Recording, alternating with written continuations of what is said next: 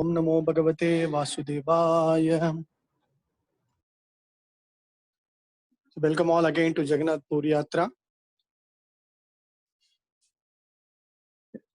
Yesterday we had wonderful darshan of all the main Hanuman temples and the Pancha Tirthams. Today we will take darshan of the Shiva temples, Shambhu or Mahadev temples. हरे कृष्णा। जगन्नाथपुरी यात्रा में आपका एक बार पुनः स्वागत है। कल हमने पंचतीर्थ इत्यादि के दर्शन किए, हनुमान जी के दर्शन किए। आज हम शिव जी के संबंधित मंदिरों के दर्शन करेंगे। हरे Krishna.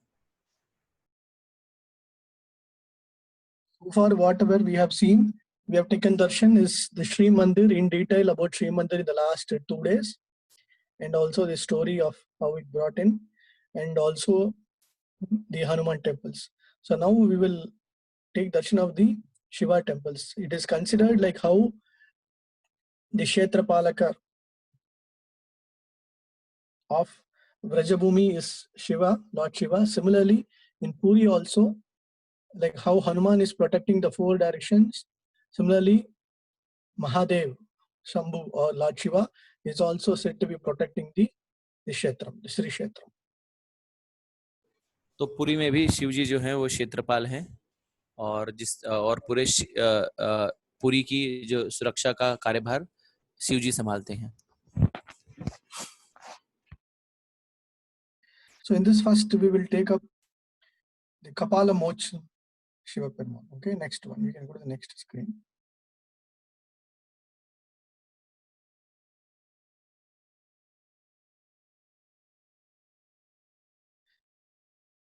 So it is mentioned that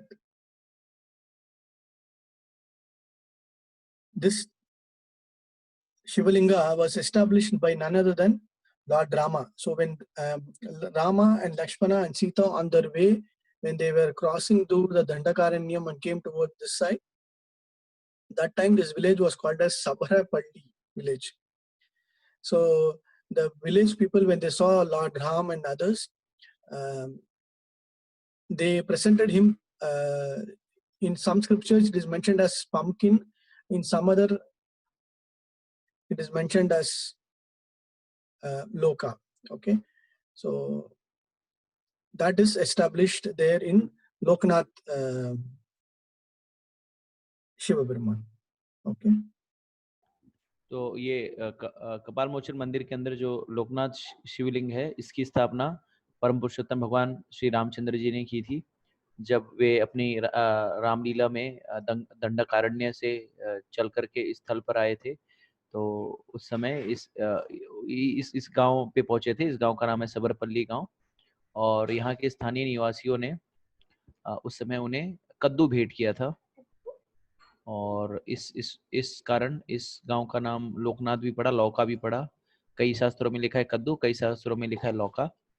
और इसी स्थल पर भगवान शिव के लिंग की स्थापना भगवान श्री रामचंद्र जी ने की। You could just go to the next one, Prabhu. I have a, I think this text got, yeah. Oh, okay. This is Lokanath temple, Prabhu. Okay, I will, yeah, this is, we can take darshan of the Lokanath. This is Lokanath temple where, yes, just hold on, Prabhu. Hold on, yes. I think it got, yes. So here, yeah, first we'll take darshan of Lokanath temple. So this is the temple and this is the story. Okay, and most importantly, there is a kund here, and most importantly, the Shivling is always mostly kept inside the water, and only before the 3 days of Shivaratri, like before 3 days of Shivaratri, the Shivlingam is brought out and then kept for darshan and abhishekam. So all the Puri Vasis during the Shivaratri time, they just come here to pray to Loknath, where it is mentioned that once every year, once he comes out, it is specifically mentioned that he gives benediction, he removes all the disease and other so many other medical ailments if somebody has got, then he will cure them. तो लोकनाथ शिवलिंग जो है वो जो हमने कथा बताई इस मंदिर से संबंधित है। तो लोकनाथ जो शिवलिंग है वो प्रायः पूरे वर्ष भर जलमग्न जलमग्न स्थिति में रहते हैं, जलमग्न रहते हैं शिवलिंग। और शिवरात्रि के 3 दिन पूर्व उन्हें बाहर लाया जाता है और उस समय सारे पुरीवासी जो हैं आकर के शिव जी से अर्चना और प्रार्थना करते हैं। और ऐसी मान्यता है कि इस शिवलिंग के दर्शन करने से सभी प्रकार के कष्ट या रोग जो है वो दूर हो जाते हैं। He is also considered as the guardian of the Ratna Bhandar. Ratna Bhandar is nothing but the main treasure house or treasury of Jagannath Mandir, and also the main the deity, the altar. So it is considered in the scriptures that he is the protector of the main Ratna Bhandar, like the treasure house of all the jewels and the gold, everything, and also the main altar. तो लोकनाथ जी जो हैं पुरी मंदिर, श्री मंदिर के जो मुख्य खजाना है, जिसे रत्न भंडार के नाम से जाना जाता है, उसके संरक्षक हैं। और साथ ही साथ वे रत्न बेदी, जिसपे जगन्नाथ जी स्वयं विराजमान होते हैं, उसके भी संरक्षण, उसके भी क्षेत्रपाल लोकनाथ महादेव है।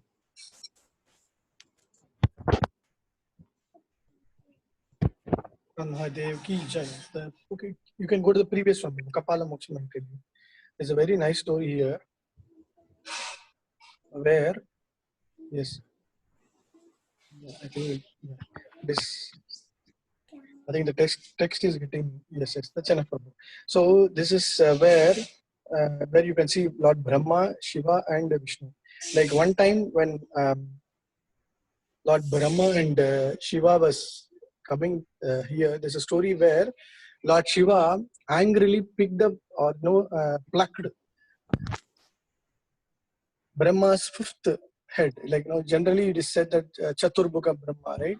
Chaturbhuka or four head. Actually, he will have 5 heads, and it is it is mentioned somewhere like one of his head is plucked by Shiva because he cheated. Like the story where they wanted to,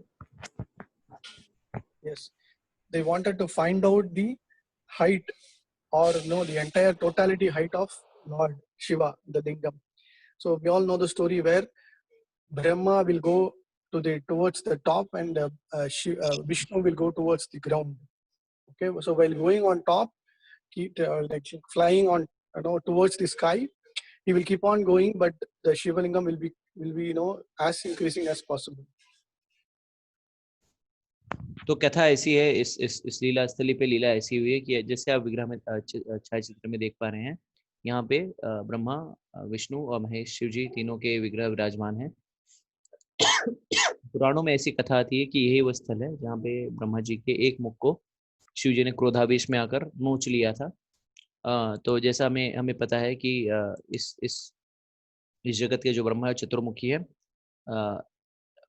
वास्तविकता यह है कि पहले वो पंचमुखी थे, लेकिन एक जो उनका मुख है उन्होंने उसे शिव जी ने नोच लिया, तो अब वो चतुर्मुखी हो गए। तो ऐसी कथा है कि एक बार शिव जी और ब्रह्मा जी और विष्णु जी ने ये जानना चाहा कि शिवलिंग जो है वो उसकी चौड़ाई लंबाई कितनी है। तो ऊंचाई की तरफ आकाश की तरफ ब्रह्मा जी रवाना हुए और जमीन की तरफ विष्णु जी, और इस तरह से दोनों जन शिवलिंग की लंबाई मापने का प्रयास करने लगे, नापने का प्रयास करने लगे। और ब्रह्मा जी जितना ही ऊपर जाते थे आकाश में, वह शिवलिंग जो है अपनी आकार को बढ़ाकर उतना ही ऊपर हो जाता था। As and when he was going, keep on moving, then suddenly one flower just kept coming downwards. Immediately, Brahma will get hold of the flower and ask that flower, who are you? Where are you coming from? And then that flower will mention, that I am coming from Lord Shiva's head. Oh, very nice. Then how long it is? Oh, it will take millions and millions of years for you to go to the top. So it took me to reach this particular level. It took me many multiple billions of years. Like that, the flower will mention. तो इस तरह से शिवलिंग की ऊंचाई नापने के प्रयास में ब्रह्मा जी जो है वो अपनी उड़ान जो है और ऊपर करते रहते हैं, और जाते रहते हैं और जाते समय उन्हें ऊपर से एक पुष्प जो है वो गिरता हुआ दिखाई देता है। ब्रह्मा जी उसे झट से उसे लपक लेते हैं और उससे प्रश्न पूछते हैं कि आप ऊपर कहाँ से आ रहे हैं। जो फूल है वो उत्तर देता है कि मैं शिव जी के सर पे विराजमान था और वहां से गिरा हूँ। तो अच्छा, बहुत अच्छी बात है। फिर कितने कितने दिन लगे आपको यहाँ तक पहुंचने के लिए? तो फूल कहता है कि मैं कई करोड़ों वर्षों से मैं गिर रहा हूँ और कई करोड़ों वर्ष गिरने के बाद मैं इस स्थल पे पहुंचा हूँ। तो अगर जाना है तो कई करोड़ों करोड़ों करोड़ों वर्ष लग जाएंगे जब आप शिव जी के मस्तक पे पहुंच पाएंगे। Then Brahma will think, okay, I will not be able to, definitely I will not be able to see the top or head portion of Shiva. Then he will try to make cheating, a tricky way. Then he will tell to the flower, okay, you do me a favor, just come as a witness to me, and we both will go and we'll go down. And when we meet Vishnu, we will say, yes, we have met the head.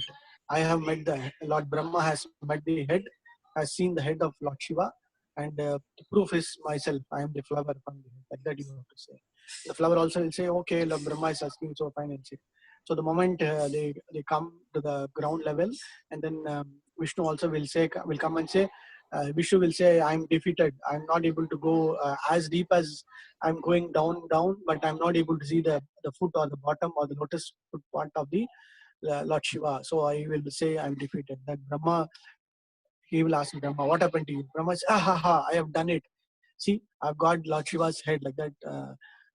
I've taken Darshanam's head, and so will show his flower.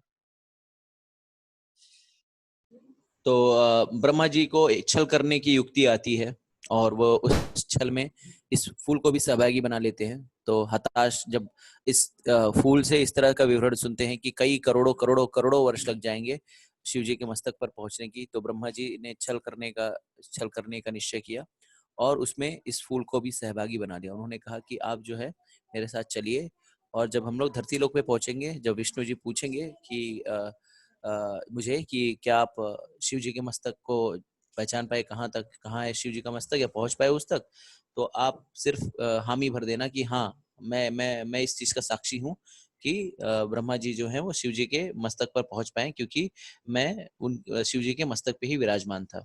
इस युक्ति के साथ ब्रह्मा जी पुनः धरती लोक पर वापस आते हैं। तो वहां विष्णु जी मिलते हैं और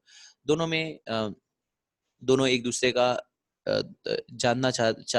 हालचाल जानते हैं कि दोनों एक दूसरे तक कहाँ तक पहुंचे। तो विष्णु जी कहते हैं कि मैं बहुत गहराई तक नहीं जा पाया और मुझे ऐसा लगा कि जो शिवलिंग है ये बहुत ही अंदर तक है, इसके कोई अथाह गहराइयों में स्थित है और इसका कोई था नहीं है। तो मैंने वहां पे अपने आप को पराजित महसूस करके वापस पुनः मैं आ गया। आप बताइए आपके साथ क्या हुआ? तो ब्रह्मा जी बहुत ही उत्साह के साथ और अट्टहास हंसते हुए कहते हैं कि मैं तो शिव जी के मस्तक पे पहुंच गया था, वहां से तो मैं तो पहुंच गया हूँ, वहां से पहुंच के ही आ रहा हूँ मैं। तो अच्छा, तो कहते हैं हाँ, तो क्या साक्ष्य क्या है? तो ब्रह्मा जी कहते हैं ये पुष्प है ना, ये साक्ष्य है, ये तो शिव जी के मस्तक पे ही था, आप इसे पूछ लीजिए। तो पुष्प भी कहता है हाँ हाँ सही कह रहे हैं। But immediately Lord Shiva will manifest. He'll give his darshan in his original form, and he will become very angry at Brahma. You liar, you cheat! How can you say that you have taken darshan? So immediately, out of that anger, he will pluck one of the heads of Lord Brahma. और उसी समय शिव जी जो है प्रकट हो जाते हैं और क्रोध में आके ब्रह्मा जी को झाड़ लगाते हैं कि आप इस तरह से क्यों ऐसे मिथ्या वचन कह रहे हैं। और क्रोधावेश में आके उनका जो 5 मुखी था उसको एक एक सर जो है नोच लेते हैं और उस दिन से ब्रह्मा जी जो है 4 मुखी हो जाते हैं। But yes, he'll become Chaturmukha Brahma. But then everybody will say, no, Shiva, Lord Shiva, whatever you've done is wrong. You were supposed to not to. He's a kind of a personified Brahmana person, and you are not supposed to do this like that. And all say, and then what is the pariharam? Like immediately they will say, yes, you have to. You can. Only person who can give this is Lord Jagannath. So he is the most benevolent, most dayalu. So you can go and do meditation there. So that is where it is said as per the story, Lord Shiva came here and still he is meditating here as Kapala Mochana. He's like in this particular temple. Kapala means the head, Mochana means the Vimochana. Like you get relieved out of whatever sin that you have occurred.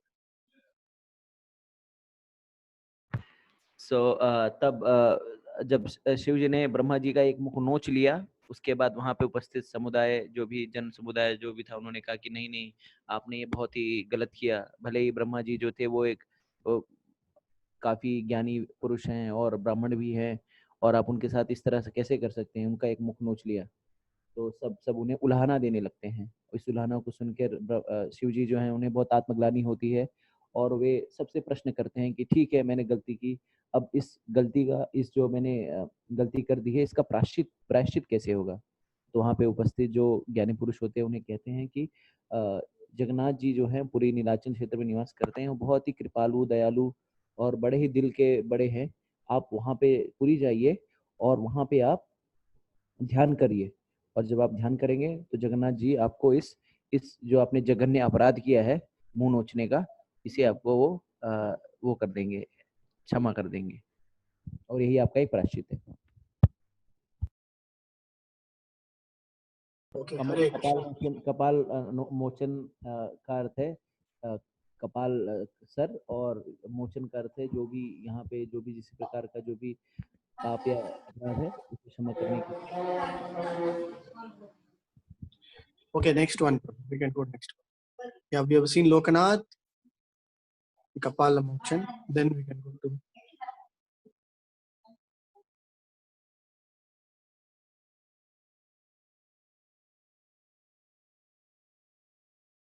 So this Markandeshwara Mahadev. Yeah, this is also. Yeah, this is where we have seen Markandeya Rishi's the Markandeya Sarovar, and also the Rishi Markandeya Rishi where he did tapasya. So he did tapasya, and also he was meditating on Lord Shiva. So that is where here also there is one lingam called as Markandeshwara Lingam or Markandeshwara. Next अब one. आप हम मार्कंडेश्वर महादेव मंदिर के प्रांगण में आ गए हैं। ये यही वो स्थल है जहाँ पे मार्कंडे ऋषि जो है वो उन्होंने घोर तपस्या की थी, और इस स्थल पर एक सरोवर भी है जिसे मार्कंडे सरोवर के नाम से विख्यात है। और क्योंकि वे शिव जी के, मार्कंडे ऋषि जो थे शिव जी के ऊपर ध्यान लगा रहे थे, इस वजह से यहाँ पे एक शिवलिंग स्थापित हुआ है जिसे मार्कंडेश्वर महादेव के नाम से जाना जाता है। Jai Jagannath, Hare Krishna. Next one. Markandeshwara. Yeah, this is the beautiful Markandeshwara Lingam. So we can take darshan of Lord Shiva. तो ये Sambho Mahadev ki jai. Okay. तो आप मार्कंडेश्वर महादेव के दर्शन कर पा रहे हैं। यहाँ पे शिवलिंग है और उसके दर्शन कर लीजिए आप।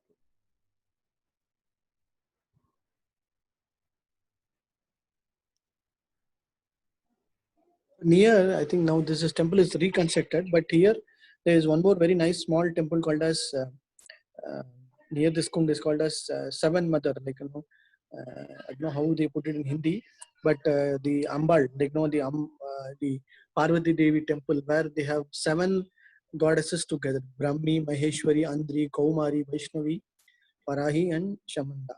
So all three together, all seven together in this particular place. Now I think this reconstruction is happening, but we can take darshan. There's no specific deity inside now, but we can take darshan from outside. Like all these seven Parvati incarnations or different types of deities placed in this particular temple. Markande सरोवर के निकट ही ये 7 माताओं का मंदिर है। 7 देवी माता जो है उनका मंदिर है। इस मंदिर के प्रांगण में कोई विग्रह स्थापित नहीं है और इसका हाल में जीर्णोद्धार किया गया है। तो ये स्थल जो है वो 7 माताएं जो हैं, देवियां जो हैं, उन्हें उन्हें लेकर के उनकी स्मरण में है ये। और यहाँ पे जो 7 माताएं हैं वो हैं ब्राह्मी, महेश्वरी, अंद्री, कुमारी, वैष्णवी, वरही और चामुंडा। तो ये जो 7 माताएं हैं इनके लिए ये स्थल है। Okay, next one.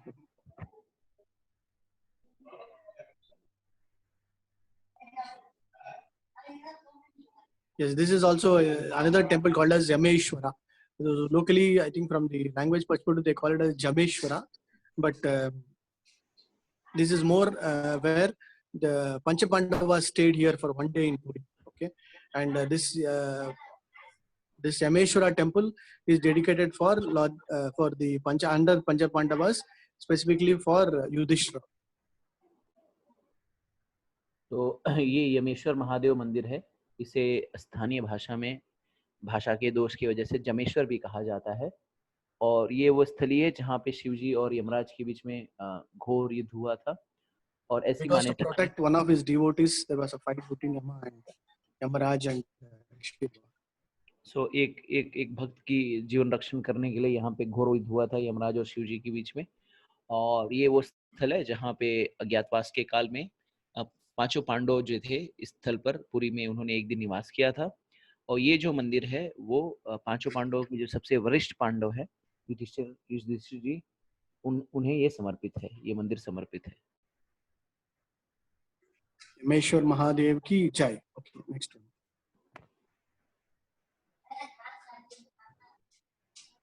Okay, this is another temple called as Neelakanteshwar.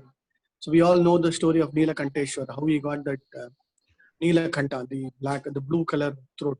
Like when this Devas and Asuras were trying to churn the ocean of milk, and then all the things were coming out, they wanted to get the Amritam. So that time when the Kala Visha, the Visham came out, then Lord Shiva drank that particular poison, right? So that is why he's called as Neelakanteshwar.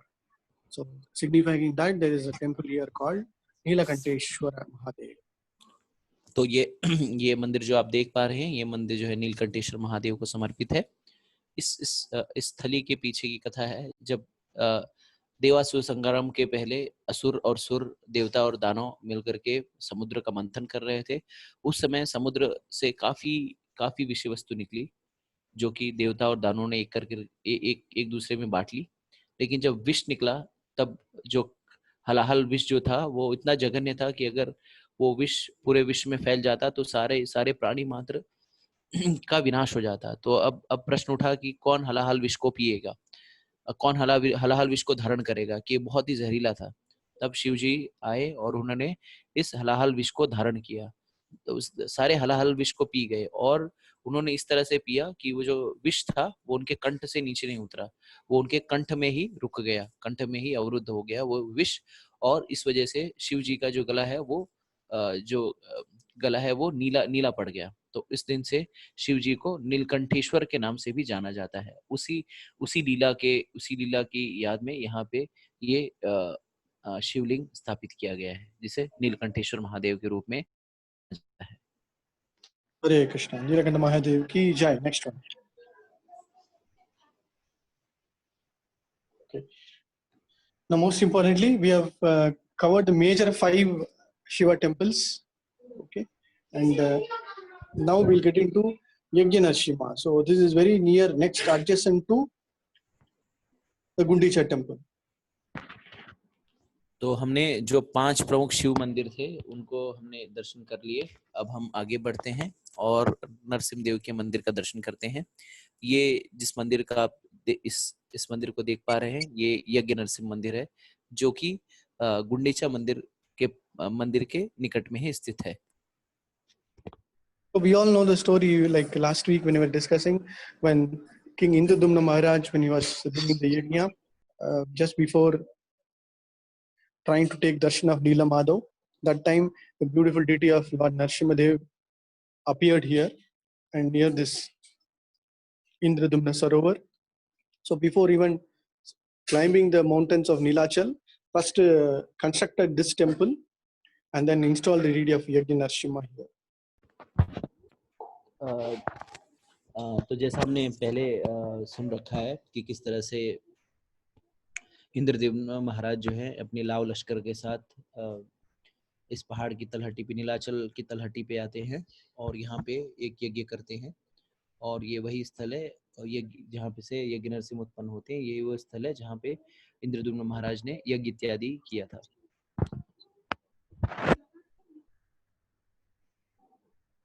So during Chaitanya Mahaprabhu's period also, every year during the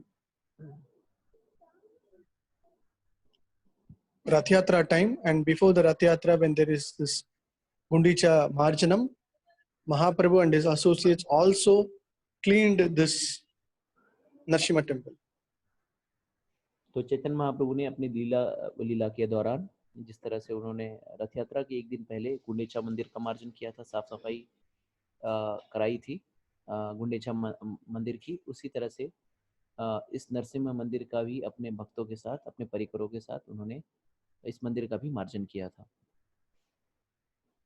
So after cleaning the Gundicha temple till afternoon time, so they will all come to this garden, this open space, this garden near this Narasimha temple, and they'll have very tumultuous kirtan here in front of this Narasimha temple.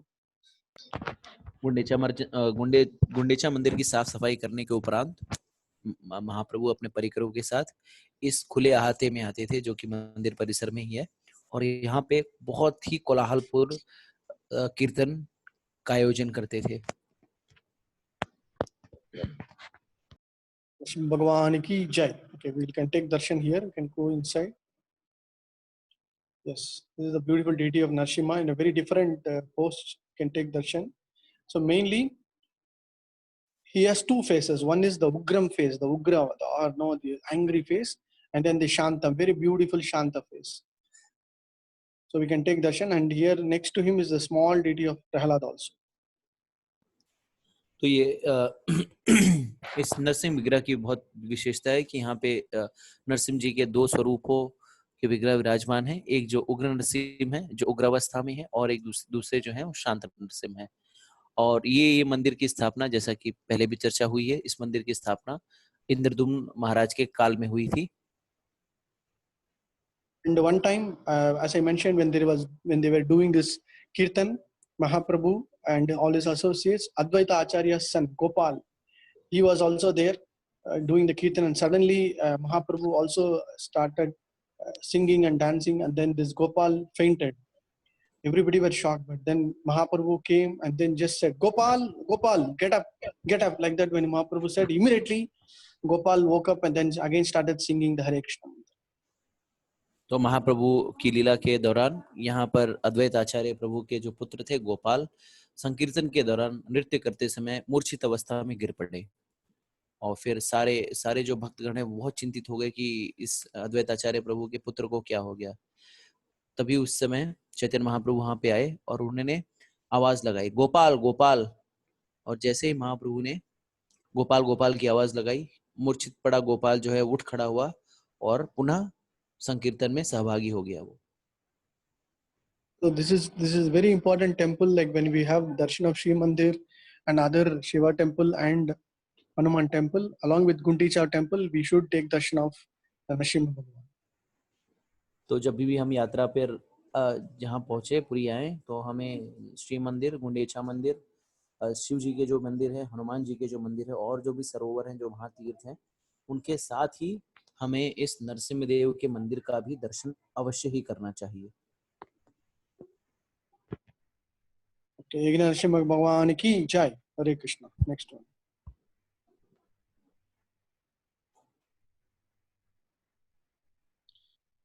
Now we are going to enter into the very most important temple called as the Sri Gundicha Mandir. अब हम श्री मंदिर के बाद जो दूसरा सबसे प्रमुख मंदिर है, श्री गुंडेचा मंदिर, उसके अंदर प्रवेश करेंगे। So it is said that this is the birthplace, or the birthplace of Lord Jagannath, Baldev, and Subhadra. तो ऐसी मान्यता है कि ऐसे कहा जाता है कि ये गुंडेचा मंदिर ही जगन्नाथ, बलदेव, सुभद्रा मैया का जन्म स्थान है।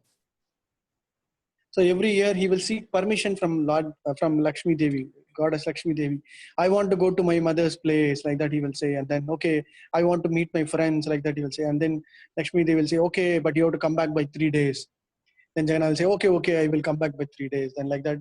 And then that is also one of the reasons we'll go for the Rath Yatra from Sri Mandir towards this Gundicha Mandir. So along with his sister and brother, they start coming from Sri Mandir to this Gundicha temple. हर वर्ष जगन्नाथ जी अपनी अर्धांगिनी लक्ष्मी जी से आज्ञा लेकर के आते हैं गुंडेचा मंदिर में। तो वो अपनी लक्ष्मी जी से कहते हैं कि मैं सिर्फ 3 दिन के लिए जा रहा हूँ और अपनी माँ के यहाँ पे रह के मैं वापस आ जाऊंगा।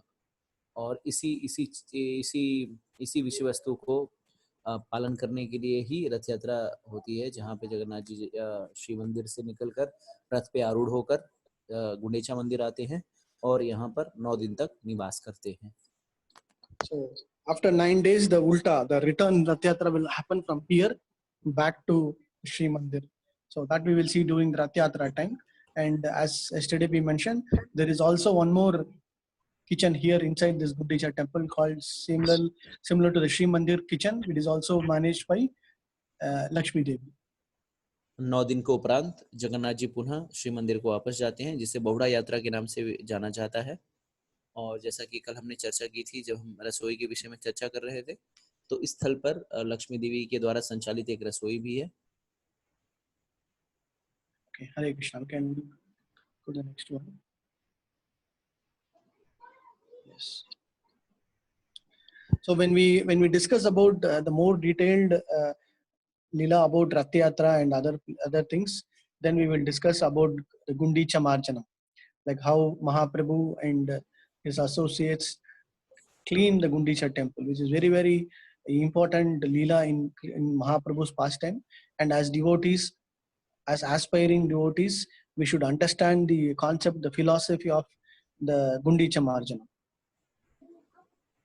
तो गुंडीचा मार्जन जो गतिविधि थी चैतन्य महाप्रभु के द्वारा की गई, जिसमें उन्होंने अपने परिकरों के साथ पूरे मंदिर की साफ सफाई की, एक साधक होने के नातकारे के वजह और जो भक्ति में आगे जाने के लिए जो भी जिज्ञासु भक्त हैं, उन्हें ये समझना बहुत जरूरी है कि उस लीला के पीछे महाप्रभु का भाव क्या था, उस लीला के प्रति महाप्रभु का उद्देश्य क्या था, और वो लीला करके महाप्रभु इस साधक को, एक भक्त को क्या समझाना चाहते थे।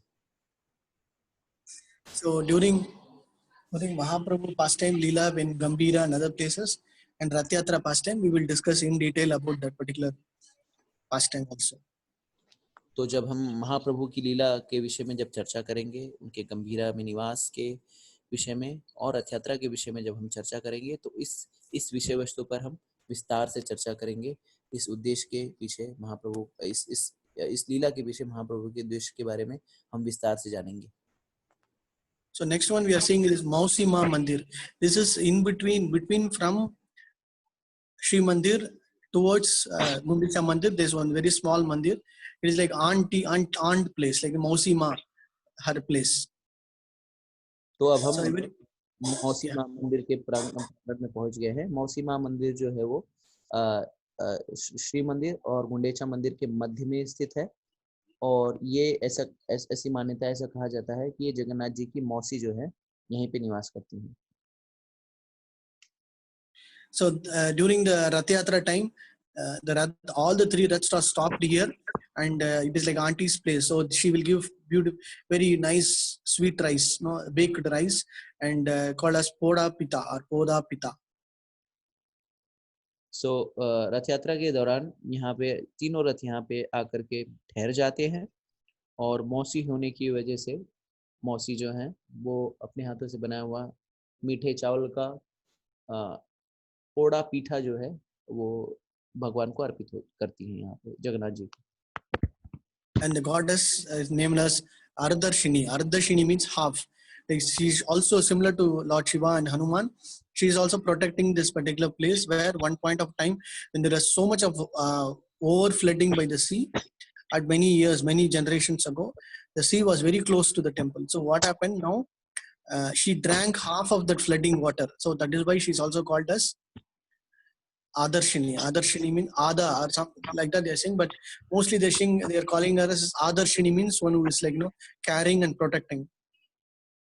So मौसी माँ जो हैं वो हनुमान जी और शिव जी की तरह ही एक प्रकार से क्षेत्रपालक भी हैं, और एक बार बहुत वर्षों पहले, असंख्य वर्षों पहले ऐसी लीला है कि समुद्र से सारा पानी जो है वो पुरी के अंदर प्रविष्ट हो गया, और उस बाढ़ से, समुद्र के पानी से आए बाढ़ से बचाने के लिए आदर्शनी देवी जो है, मौसी माँ जो है, उन्होंने समुद्र के पानी को उन्होंने पी लिया, और इस तरह से उन्होंने पूरी मंदिर की रक्षा की, और इस वजह से उन्हें आदर्शनी माता के नाम से भी जाना जाता है। And also there is a very nice, sweet, humorous pastime about how Jagannath, Baldev, Subhadra, Baladev does not get one day food, and they keep roaming around the entire Puri town. So that pastime we will tell when we go, when we hear about various pastimes of Jagannath. But at that point of time, the Lakshmi Devi becomes angry and she goes away from Sri Mandir. So that pastime we will discuss later. But mainly during that time, Subhadra Mai comes and stays in this particular temple. एक लीला ऐसी भी है जिसमें जगन्नाथ बलदेव को एक दिन कुछ भी भोजन नहीं मिलता। उस दिन जगन्नाथ बलदेव पूरी शहर में जाते हैं, भिक्षा मांगते हैं भोजन के लिए, और लक्ष्मी जी क्रुद्ध होकर कहीं चली जाती हैं, और उस दिन सुभद्रा मैया आके अपने मौसी के यहाँ ठहरती हैं। ये जो लीला है, इस पे विस्तार पे चर्चा हम तब करेंगे जब हम जगन्नाथ के विषय, जो उनकी लीलाएं हैं उनके ऊपर से हम चर्चा करेंगे। तो उस समय इस लीला पे हम विस्तार पूर्वक चर्चा करेंगे। Hare Krishna. Next. So first we will take darshan of all the places, then we'll get into the. Yes, this is also very important. Somebody was asking the other day, what are the symptoms in the dharu? Like every 12 years, somebody was asking yesterday, what is a symptom? How do we know? So the government has now allocated a separate reserved forest in which some of the specific trees that grow will be easily, identified by the chief panda. And special, if you just zoom it, you will be able to see the chakra and the shank and the other symbols on the particular tree. First point. Second point, there will not be any nest or anything, any kind of birds in and around this particular tree. And also one sarpa, one snake will be always protecting these trees. कल किसी ने प्रश्न पूछा था नव कलेवर के विषय में, तो उसी से संबंधित ये सब है। तो नव कलेवर जब होता है तो दारू क्योंकि जगन्नाथ जी दारू ब्रह्म है, विग्रह जो है लकड़ी के बनाए जाते हैं, निर्माण जो है लकड़ी से किया जाता है। उस लिए उड़ीसा सरकार ने एक वन जो है वो सिर्फ जगन्नाथ जी के संबंधित वृक्षों के लिए रखा है। वो बहुत ही, और वहीं पे उसी स्थल पर ये जो पेड़ आप देख पा रहे हैं, वो जो भी दारू जिस भी पेड़ का वो लोग करते हैं, मतलब चिन्हित करते हैं, उनमें कुछ ना कुछ विशेष गुण होने चाहिए। तो कुछ गुण ऐसे हैं कि किसी प्रकार से पेड़ जो है उस पे शंख के निशान होने चाहिए या चक्र बना हुआ होना चाहिए। और सबसे महत्वपूर्ण बात यह है कि ये जो भी पेड़ है, इन पेड़ों पे कोई घोंसला नहीं होना चाहिए, किसी भी प्रकार का कोई घोंसला नहीं, और कोई भी चिड़िया जो है इन पेड़ों पे आकर निवास नहीं करती। और दूसरी चीज है कि सारे जो पेड़ हैं ये सर्पों के द्वारा संरक्षित रहते हैं इसके निकट में, और इसकी रक्षा जो है किसी न किसी प्रकार का जो सर्प है वो करता है। We can take darshan of the Dharu Brahman also, the Brahman ki chai, and then we keep. तो ये इस बार जो नव कलेवर हुआ था, उनके जो दारू हैं, जो लकड़ियां हैं, वो इन्हीं पेड़ों से बनाई गए हैं। विग्रह जो है आप देख पा रहे हैं कि वो जो पेड़ का जो तना है उसमें चक्र बना हुआ है, यहाँ पे शंख इत्यादि, इसी तरह से कुछ ना कुछ विशेष लक्षण होते हैं। और फिर जो विशेष लक्षण देखकर जो प्रमुख जो पंडा हैं, जो पुजारी हैं, वो पेड़ों को चिन्हित करते हैं, और फिर उनसे ही जो नए विग्रह हैं उनका निर्माण होता है।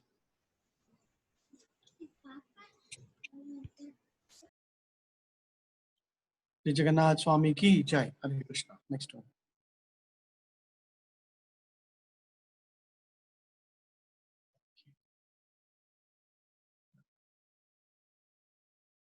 Yes. So facing the sea, place is called as Smasana Kali, like place where Swarga Dwar, similar to, for example, when we know in Kashi Kshetram, there is something called as Manikarnika Ghat and all, where the dead bodies are burnt and sometimes they are thrown in the sea, right? So many years ago, mostly like it was burnt here and some of them were thrown directly in the sea. So during earlier stages, this was most like places where it was like burning of the dead bodies was happening. So still sometimes some of the very old pandas or some very specific persons burning is happening here. So that is why this place is called Swarga Dwar. Somebody is able to get their body burnt here. It is directly taking them to Swarga. स्वर्गद्वार एक शमशान स्थल है, शमशान भूमि है, जहाँ पे लाशों को जलाया जाता है और ये स्थान जो है वो समुद्र के बहुत निकट ही है। पुरातन काल में स्थल पर कई लाशों को जलाया भी, जैसे आप काशी जाएंगे तो वहाँ पे मणिकर्णिका घाट है, दशाश्वमेध घाट है, उसी तरह से पुरी में ये स्वर्ग द्वार घाट है, जहाँ पे शवों का दाह संस्कार होता है। और पुरातन काल में इस स्थल पर कई शवों का दाह संस्कार हुआ करता था और कई शवों को वो प्रायः जल समाधि दे दिया करते थे। तो वर्तमान काल में इसे शमशान काली जो है शमशान काली के रूप में भी जाना जाता है। और ऐसी मान्यता है कि इस शमशान भूमि में जिन भी शवों का दाह संस्कार होता है उन सारे जीवों को स्वर्गलोक की प्राप्ति होती है। It is also mentioned that every Amavasya, every during the full black moon day or the dark time, so Jagannath comes in the form of Narayana to take bath in the Mahadevi. And also there's one Kali, small Kali temple worshipped here, and she is also protecting this particular entrance. तो ऐसी मान्यता है कि अमावस्या के दिन जगन्नाथ जी अपने चतुर्भुज स्वरूप विष्णु स्वरूप को धारण करके इस समंदर में आके स्नान करते हैं। और इस स्थल पर, इस शमशान भूमि में एक काली जी का मंदिर है, जिसे शमशान काली भी कहा जाता है। और ये काली जी जो है एक प्रकार से यहाँ की क्षेत्रपाल भी है। Jagannath, the next one.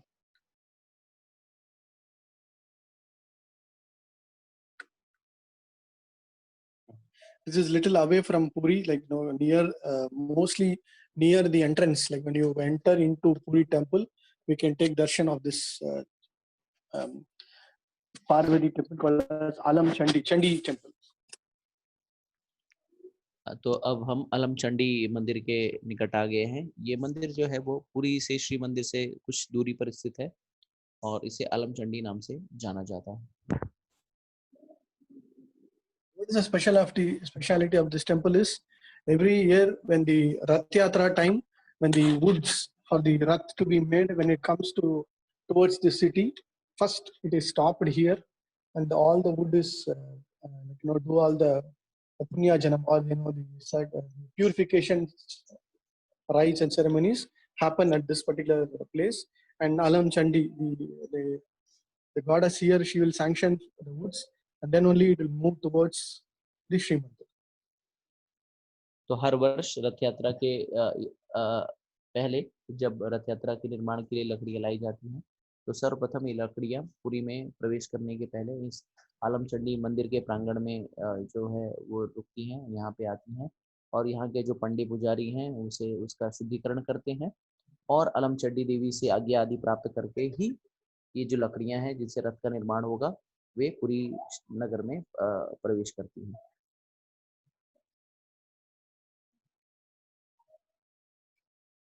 Next.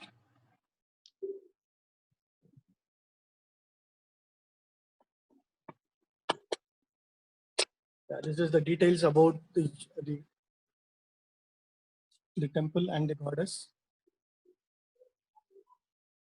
तो ये कुछ विशेषताएं हैं, जैसे दुर्गा जी के जो यहाँ पे 4 हस्त हैं और ये चौथी ईस्वी सन में इसका निर्माण किया गया था। और ये जो अष्टचंडी है पुरी की, उनमें से एक है ये। Prabhu, I think your voice is very feeble. That's what they were saying. If you can just come near, I think most of them couldn't hear your voice. Okay, is it very low, Prabhu? Yeah, now it is okay. Okay.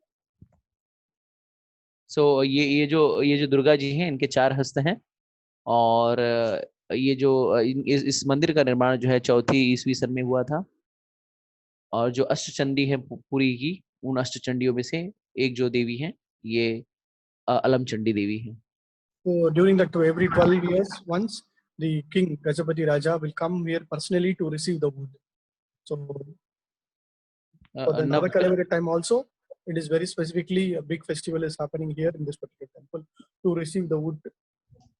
सो नवकलेवर के समय भी पुरी के जो राजा हैं गजपति, वो स्थल पर आते हैं और लकड़ियों को स्वीकार करते हैं जिनसे विग्रहों का निर्माण होगा। Okay. So this is the most important bridge that connects the Puri town with the rest of Orissa. सो ये सबसे महत्वपूर्ण सेतु है जो पुरी शहर को बाकी उड़ीसा राज्य से जोड़ता है। It is called Adarnala Bridge, which has got 18 partition, like the 18 bridge, like in which it is constructed. इसे 18 नाला नाम से जाना जाता है क्योंकि इसमें 18 गुंबद हैं जो इस सेतु को थामे हुए हैं। And it is, as mentioned here, it is 85 meters, like 280 feet in length and a breadth of around 11 meters, 36 feet. और ये 85 मीटर लंबा है और 11 मीटर चौड़ा है।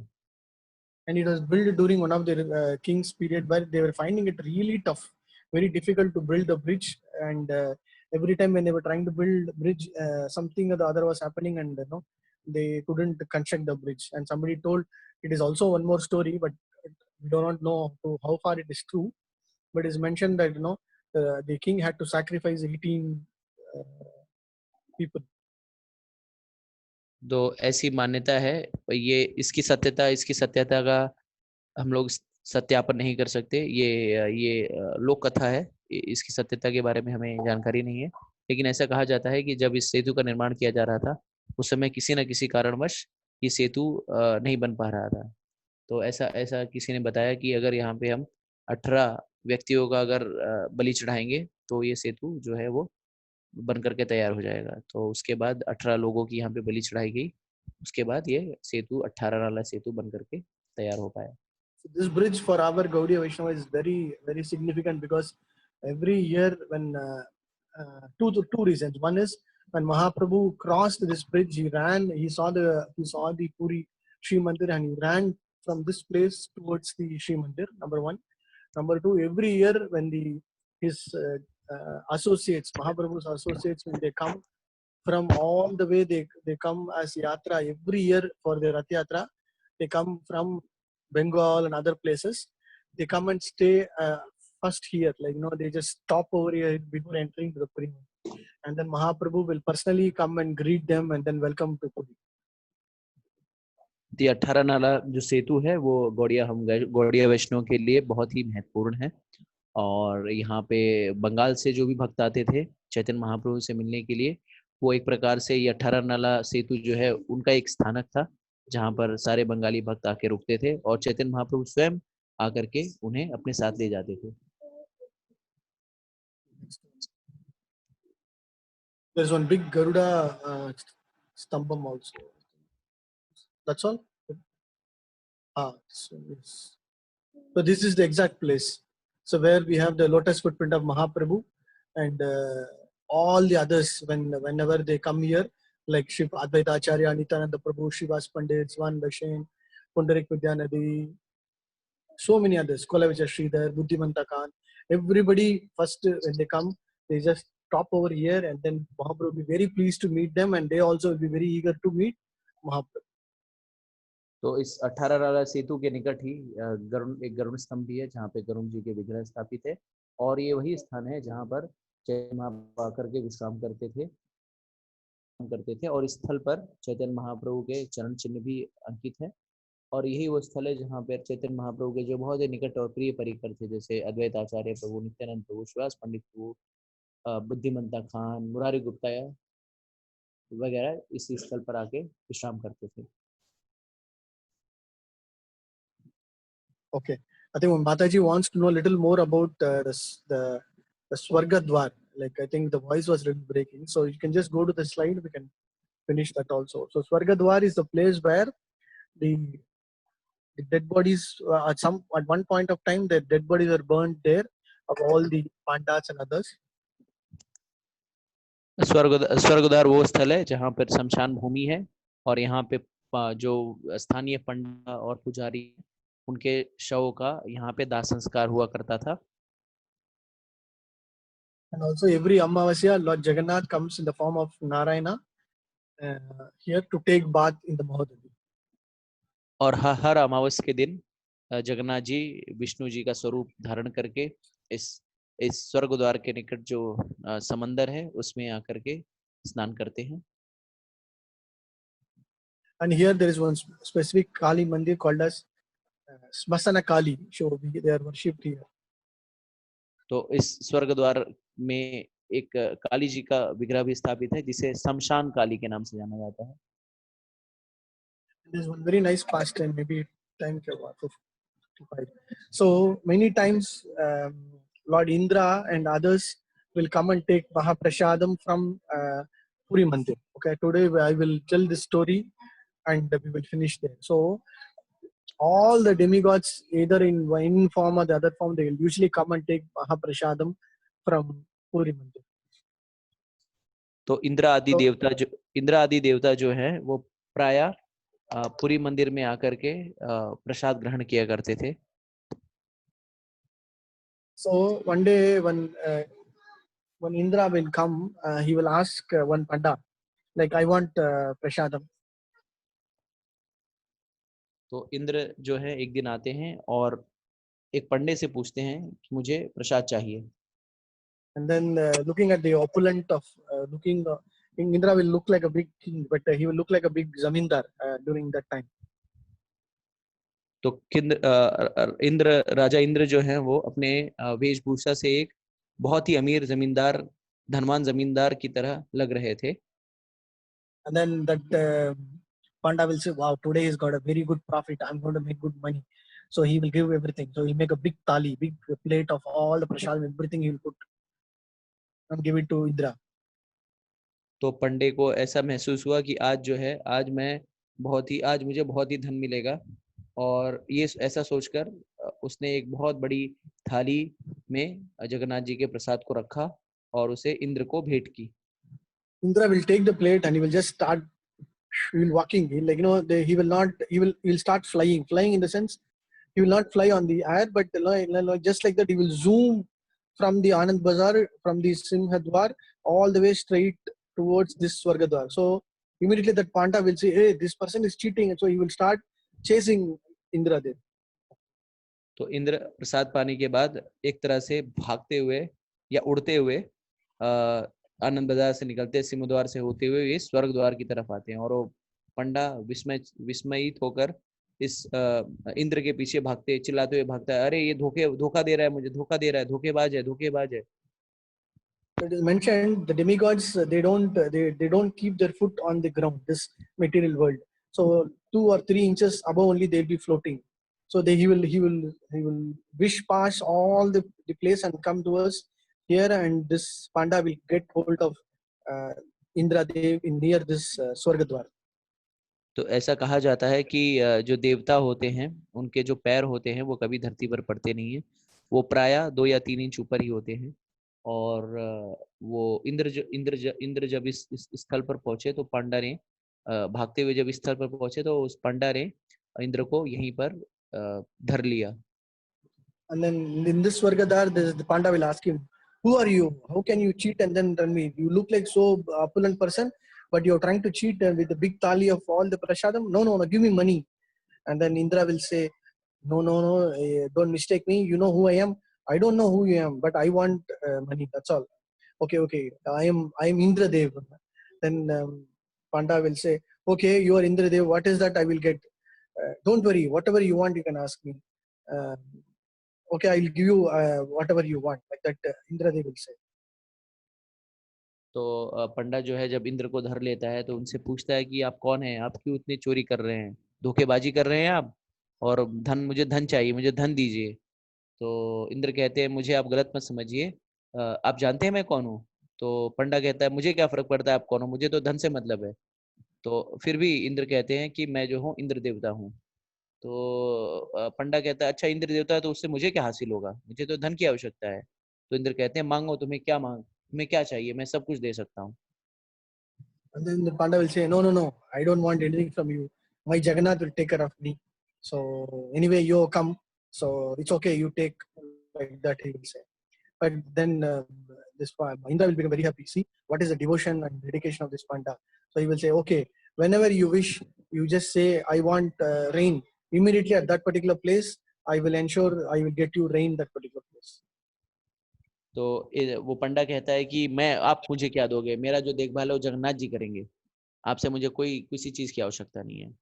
और इस पंडे की इतनी अगाध भक्ति जगन्नाथ जी के प्रति देख करके इंद्र बहुत ही खुश होते हैं, हर्षोल्लासित होते हैं और उनसे कहते हैं कि मैं तुम्हें एक वरदान देता हूँ, तुम जब कभी भी कहोगे, जब कभी मेरा आह्वान करोगे, जहाँ भी कहोगे, और वहाँ पे वर्षा होने लगेगी। So happily this panda will come back and say, it's okay. And all the other pandas, they will laugh at him. What happened? You lost, huh? Somebody cheated you. Huh? Very nice, somebody. And then everybody will start teasing him. And this panda will say, no, I had a very, very VIP guest today. You will not get that guest. He's a very VIP guest. I'm very happy that I served him. तो सारे जो पंडा है, जब ये पंडा वापस जाता है अपने स्थल पर, तो सारे पंडा इसका उपहास उड़ाने लगते हैं इस पंडे का, और कहते हैं क्या आज आज तुम्हें धोखा मिल गया, कुछ पैसा भी नहीं मिला, और वो तुम्हारा भोग प्रसाद भी लेके भाग गया। तो ये पंडा जो है वो कहता है, नहीं नहीं नहीं, आज बहुत ही विशेष अतिथि आए थे, आप लोगों की किस्मत में नहीं है इस तरह के अतिथि को देखभाल कर पाना। तो सारे जो पंडे हैं इस पंडे का उपहास उड़ाते हैं। And then immediately this panda will ask, what happened? Tell me. No, Lord Indra came. What? Lord Indra came. Don't lie. No, Lord Indra came. How will you know? Okay, I will show you. And immediately it is afternoon, around 12 o'clock or 1 o'clock. It's so hot time. This panda will say, okay, see now I will get rain here in this particular place. Immediately he will start praying to Lord Indra. Indra, please, please prove yourself that no, you came here and had Jagannath Prasadam. So like that he will pray. Immediately on that particular Anand Bazaar, in that particular bandar, that particular place alone, heavy showers will start flowing into the ground. उस समय सारे सारे सारे जो पंडे पूछने लगते हैं कौन आया था, तो ये पंडा कहता है इंद्र आए थे। तो सारे लोग हंसते हुए इसका उपहास उड़ाते हैं, इंद्र आए थे कुछ भी। तो ये जो पंडा है वो कहता है नहीं नहीं, मैं सच कह रहा हूँ, मैं सत्य वचन कह रहा हूँ, इंद्र आए थे। तो कहते हैं कि ठीक है, इसका क्या साक्ष्य है कि इंद्र ही आए थे।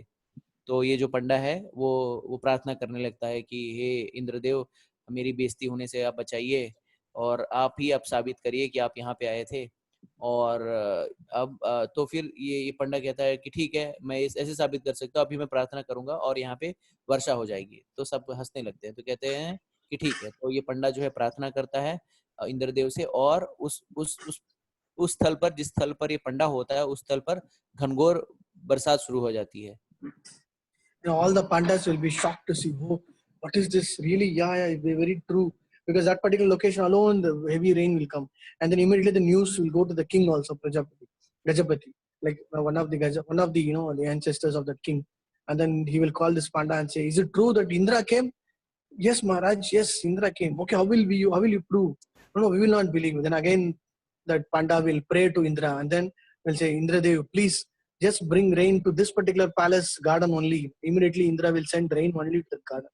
Then the Gajapati will realize, oh yes, Krishna, thank you very much, Jagannath. He will pray, and then he will say, from tomorrow onwards, we should be very more particular about serving the Jagannath Prasad.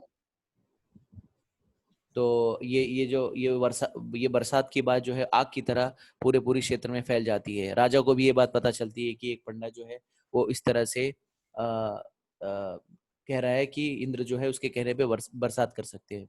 वो सारे व्यक्ति जो है पंडे को लेके गजपति जो राजा है उसके पास जाते हैं। गजपति कहता है कि क्या ये सत्य है कि इंद्र जो है वो आए थे? तो पंडा कहता है हाँ आए थे। तो फिर वही कहता है क्या साक्ष्य है? तो कहते हैं कि ठीक है, अभी मैं इस स्थल पर वर्षा करवाता हूँ। तो फिर वो फिर से इंद्रदेव का आह्वान करते हैं और कहते हैं कि इस महल में और इसके निकट जो उद्यान है उसी में सिर्फ वर्षा हो। इंद्र जो है एक बादल को भेजते हैं और सिर्फ उसी महल में बारिश होती है। ये सब जब देखते हैं तो सब विस्मयित हो जाते हैं, आश्चर्यचकित हो जाते हैं। और उस दिन से राजा कहते हैं कि आज से हमें जगन्नाथ जी के प्रसाद को बांटने में और भी बहुत ही सतर्कता से और निपुणता से हमें सभी लोगों को जगन्नाथ जी का प्रसाद देना है। So it is very important that we should understand the importance, the potential, and also the spiritual strength that is lying within the Jagannath Prasadam. तो हमें इस कथा से हमें ये समझ में आता है कि जो जगन्नाथ जी का प्रसाद है वो कितना ही उसके अंदर कितनी शक्ति है और कितना वो कृपा देने वाली है, और वो बहुत ही पुण्य है, और हमें जगन्नाथ जी के प्रसाद का कितना सम्मान करना चाहिए। Even today, all the pandas to believe that lot of the devatas come in different forms to take darshan of the beautiful form of Sri Jagannath, Baladev and Subhadra. तो ऐसी मान्यता है कि आज वर्तमान काल में भी जो भी जितने भी देवी देवता है वो विभिन्न रूप धारण करके जगन्नाथ बलदेव सुभद्रा जी के दर्शन करने के लिए पधारते हैं। जगन्नाथ बलदेव सुभद्रा माई की जय, जय जगन्नाथ स्वामी की जय। हरे कृष्ण। हरे कृष्ण। प्रभु जी, जो प्रभु जी ने बताया 18 नालों का मतलब जो ब्रिज है, तो उसमें 18 लोगों की बलि दी गई थी क्या?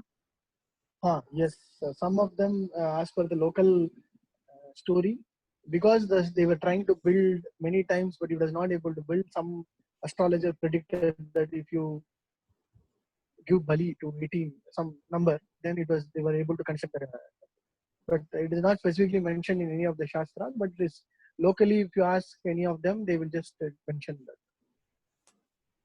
And some of them also mentioned it might be the sons of the Raja himself. That's what some of them are saying. तो जैसा कि हमने चर्चा की थी, हाँ, वो 18 नाला सेतु जब बन रहा था उस समय 18 लोगों की बलि दी गई थी।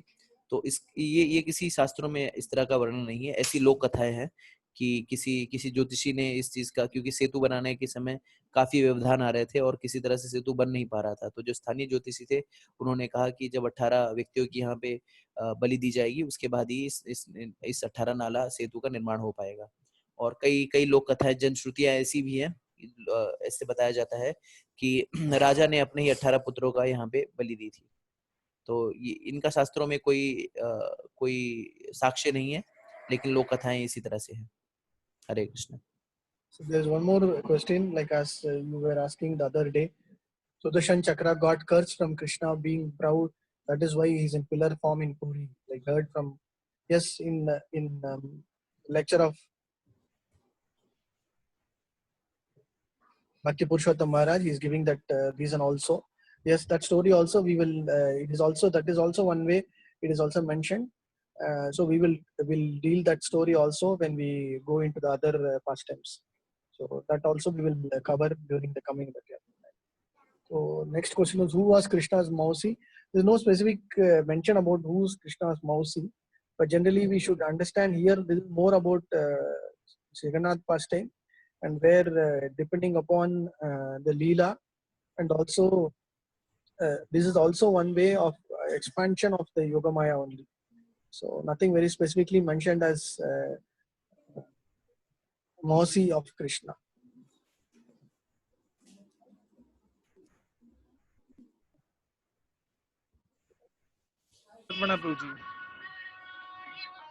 Prabhuji, are you getting me? Hello. Yes, Prabhu. Prabhuji, my question is to you that being a Kshetrapal of particular dham, a Kshetrapal is supposed to protect that dham, but from whom? Because we randomly see that there was several lot of attacks done by the Mughals. So being a Kshetrapal, they are protecting the dham, but from whom? Okay. So this is a good question. Mostly one we should understand, they are acting at the will of the Lord. Okay, that is the first point. Even though they are Kshetrapalakas, they act according to the sanction of the authority. For example, you are in a jail and you have a jailer, but you are trying to protect the jail is first point. But second point thing is, if the supreme boss himself says do these things, then the jailer will act according to whatever the jail superintendent will act according to the main person, right? So similarly, the main duty of the Kshetrapalaka is to protect the sanctity or the spiritual nature and the potency and the strength of the particular place, and also protecting from various other, whatever way it has to be protected, it will be protected in one sense. Other sense, if the Lord's desire is in a different way, where sometimes certain people will get attacked and some of the Leelas has to be performed, then that also will be facilitated by the Kshetrapalakas. Okay. For example, if the Muslims have to come and attack means, then that particular period it has to be brought out in that way, means when the Sattva-guna is very less, when the Panda and the other group, when the Sattva-guna is very less, then at that point of time the Rajoguna and Tamoguna will grow more. then the Kshetrapalaka's duty is also to facilitate that also by by acting according to the will of the Lord, by either be remaining silent or just meditating upon the Lord. So that is why sometimes they are protecting, sometimes outwardly it might look they are not protecting, but they are actually acting according to the will of the Lord. That's all.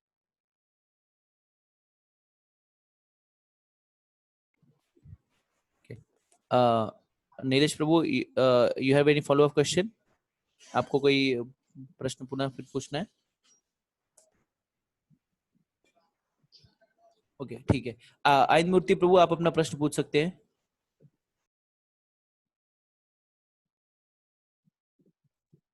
हरे कृष्णा प्रभु जी, धन्यवाद प्रणाम। Hare. Prabhu ji, my question is, you tell that every Amavasya Lord Vishnu comes to take bath in Swargadwar. So during this Chaturmasya, how it will be possible? See, it is we have to understand from this story context perspective. It is not that for the Lord there is nothing called Chaturmasya. Chaturmasya is only to the material world. Lord is beyond this the time, place, circumstances, and other things. Which means he is doing at his will, and specifically why it is mentioned as Narayana coming in Amavasya is during that particular period to facilitate certain acts for the particular panda or from somebody. Then it is for the villagers or for the Puri Kshetram, the Lord is coming and taking bath during that particular period. That's all. Okay. Thank you, Prabhu. Thank you. Dhanyavad.